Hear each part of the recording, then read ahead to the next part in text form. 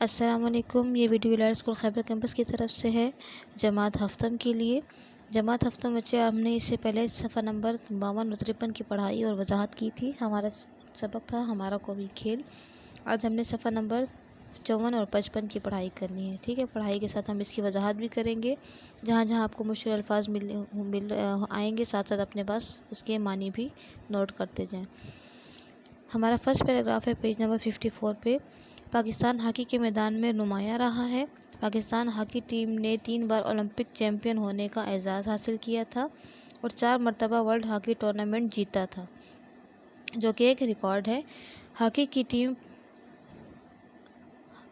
کی champion trophy متعارف کرانے کا صحرا بھی پاکستان کے سر ہے، جس کی ابتدا 1978 یعنی کہ 1978 میں ہوئی تھی۔ پاکستانی کھلاڑی ہاکی کے شائقین کے دلوں کی دھڑکن تھے۔ شائقین کہتے ہیں ہاکی کو پسند کرنے والے کو کہتے ہیں، اور دل کی دھڑکن ہونا ہے مطلب کہ کا مطلب ہے کہ بہت زیادہ عزیز ہونا، بہت زیادہ ان کو پیارے تھے، بہت پسند کیا جاتا تھا ان کو۔ ایک وقت تھا کہ جب ہاکی ٹیم تو ناقابل شکست سمجھی جاتی تھی۔ پاکستان ہاکی ٹیم کو ہرانا بہت مشکل سمجھا جاتا تھا، کوئی ان کو ہرا نہیں سکتا تھا۔ پاکستانی کھلاڑیوں کا انداز اور کارکردگی قابل ستائش تھی۔ قابل ستائش کہتے ہیں تعریف کے قابل تھی۔ حنیف محمد، شہباز، کلیم اللہ، سمیع اللہ، حسن سردار، قاضی محب اور شہباز جونیئر نامور پاکستانی کھلاڑی تھے۔ نامور کہتے ہیں مشہور کو۔ موجودہ کھلاڑیوں میں سہیل عباس کی کارکردگی بے حد نمایاں ہے، جس کو دنیا میں سب سے زیادہ گول کرنے کا اعزاز حاصل ہے، اور وہ پینلٹی کارنر کا ماہر سمجھا جاتا ہے یا ماہر مانا جاتا ہے۔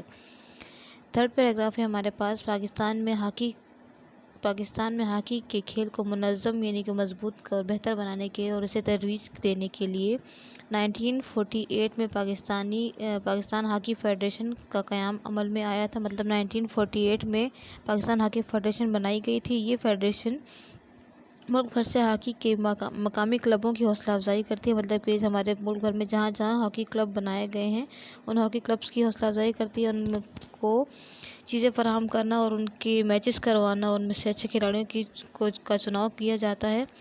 پاکستان ہاکی فیڈریشن میں ایک شعبہ خواتین ہاکی ٹیم کا بھی ہے۔ پاکستان کی ویمن ہاکی ٹیم بین الاقوامی میچوں میں شرکت کر چکی ہے۔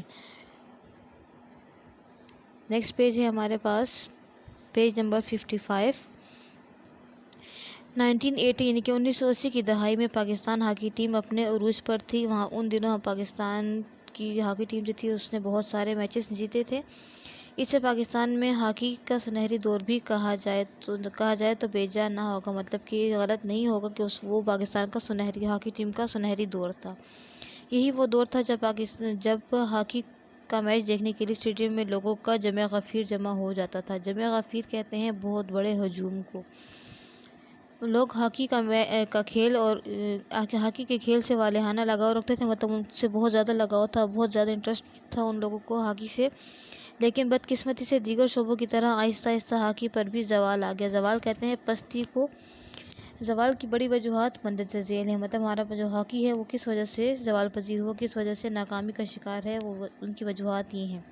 نمبر 1 ہے ہمارے پاس جدید سہولیات کا فقدان، مطلب ہمارے پاس جو ہے تو جدید سہولیات نہیں ہیں، ہمارے پاس کمی ہے۔ فقدان کہتے ہیں کمی کو، ہمارے پاس نئی چیزوں کی کمی ہے۔ نمبر 2 ہے حکام کا کرکٹ کو ہاکی پر ترجیح دینا۔ ترجیح کہتے ہیں زیادہ امپورٹنس دینے کو، زیادہ اہمیت دینے کو۔ تو جو جتنے بھی ہمارے حاکم ہیں، مطلب کہ ہماری جتنی بھی گورنمنٹ آتی ہے، حکومت کے جو سربراہان ہیں، ان کو ہاکی سے زیادہ کرکٹ پسند ہے، تو وہ اس کو کرکٹ کو زیادہ توجہ اور اہمیت دیتے ہیں اور ہاکی کو کم دی جاتی ہے۔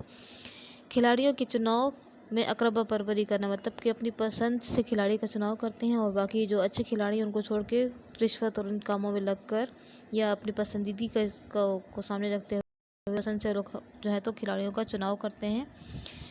نمبر 4 ہے ہمارے پاس مقامی کلبوں کی عدم دلچسپی، مطلب جتنے بھی ہمارے جو مقامی کلب ہیں، ہاکی کلبس ہیں، وہ لوگ جو ہے وہ ہاکی کو بہتر بنانے میں دلچسپی نہیں لے رہے۔ نمبر 5 ہے حکومتی سرپرستی کا فقدان، مطلب کہ فقدان کمی کو کہا جاتا ہے، اور سرپرستی مطلب کہ حکومت کی طرف سے جو ہے تو ان کو کچھ اسکالرشپس وغیرہ یہ اس طرح کی چیزیں نہیں فراہم کی جا رہی، جس وجہ سے ہاکی جو ہے وہ زوال کا شکار ہو رہا ہے۔ نیکسٹ پیراگراف ہے ہمارے پاس،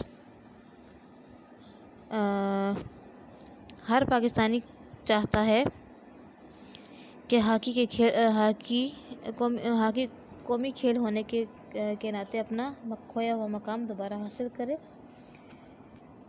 اگر ہاکی کے ارباب بست و گشاد کو فروغ دینے کے لیے ٹھوس منصوبہ بندی کریں گے۔ ارباب بست و گشاد کہتے ہیں حکام کو، حاکم وقت کو، حکومت کے سربراہان کو کہا جاتا ہے، ٹھیک ہے۔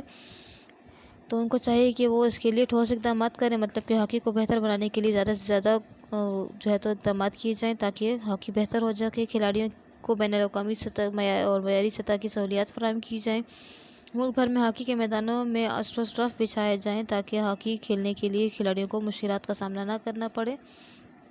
مقامی کلبوں میں کی خصوصی حوصلہ افزائی کی جائے اور اسکول کی سطح پر بھی ہاکی کو فروغ دینے کے لیے اقدامات کیے جائیں کرے تو کوئی وجہ نہیں کہ پاکستان ہاکی ٹیم کی کھوئی ہوئی ساکھ بحال ہو سکتی ہے۔ ساکھ بحال ہونے کا مطلب ہے ان کی حالت بہتر ہو سکتی ہے۔ وطن عزیز میں باصلاحیت کھلاڑیوں کی کمی نہیں ہے، ہمارے پاس بہت سارے کھلاڑی ہیں جو بہت زیادہ کام کرنے والے ہیں، بہت اچھی طرح سے کھیلنے والے ہیں، ہمارے پاس ایسے کھلاڑیوں کی کمی نہیں ہے۔